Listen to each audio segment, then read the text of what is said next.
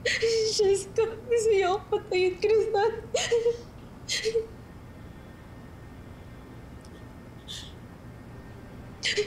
Wala kami sa'yo, Kapal. Salamat nakita ka na namin.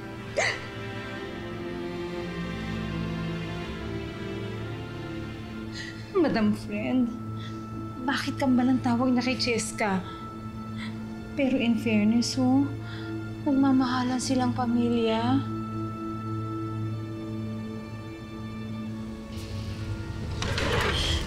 Cheska, halika dito.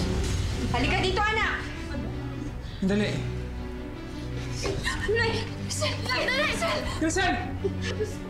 Huwag niyo akong piliting gamitin to sa inyo. Ha? Kapag naputokan ko kayo at may nasaktan sa inyo, hindi ko kasalanan dahil trespassing kayo! Huwag niyo akong piliting gamitin to sa inyo! Umalis na kayo! Alis! Umalis sa amin, hindi niyo nga ho siya, anak! Nagkakamali ho kayo! Pabitiwan niyo na ako, Ma'am. Anak, please, huwag ka nang lumaban. Huwag ka nang lumaban. Maayos ako nakiharap sa inyo. Pero anong ginagawa ninyo? Umalis na sa amin kayo! Maricar! Please, parang awa mo na! Pag-usapan natin ito ng maayos. Magulang sa magulang. Ah, magulang? Hindi ko pwedeng tawagin ang sarili kong magulang dahil sanggol pa lamang si Cheska, hindi ko na siya nakasama. Sinabi ko sa inyo kung anong pinagdaanan ko bilang ina. Pero nakinig ba kayo? Hindi! Pinagdawat niyo pa sa akin si Cheska! Ma'am, pagkakayo talaga kayo yung nanay ko. Si Nanay Geraldine mo yung nanay ko. Maniwala ko kayo sa akin, hindi niyo ako, anak. Ma'am, awan niyo na ho ako. Bitawan niyo na ho ako. Hindi siya ang anak mo, si Cheska ang anak mo. Anak namin siya. Siya si Crisel.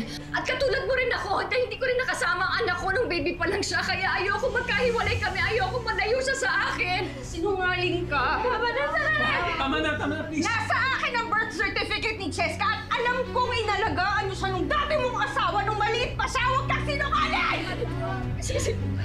Ma'am, totoo yung sinasabi ni nanay. Hindi niyo to talaga ako, anak. Patay na ho. Tama na! Tama na, Cheska! Ha? Sobrang sakit na pinapamukha mo sa akin na ayaw mo sa akin, ha? Na meron kang ibang magulang pero akong totoo mong ina! Tama na! Umalis na kayo! Umalis na kayo! Maricar? Tama na po yan! Balik mo sa akin yan! Pakilamero ka! Ayoko humantong tayo sa ganito! Mabuti akong tao! Gusto ko yung masaya yung anak ko! Please, maawa kayo sa akin! Ibigay niyo sa akin si Jessica, please! Pahalawan niyo na! Maricar, namatay sa lunod si Cheska. Namatay siya ng maaga. Hindi niya matanggap yun. Mula noon, palagi na lang siya nanggugulo, palagi siya nagmumulto. Siguro, hindi niya kasi matanggap yung mga nangyari. Siguro nagagalit siya, kaya siya nagmumulto. Totoo yung sinasabi ng nanay ko. Hindi ho ako yung anak niyo kasi patay na po talaga si Cheska! So anong gusto niyo mangyari? Paniwala ako yung kasinungalingan na to? Ito mga kababalaghang nangyayari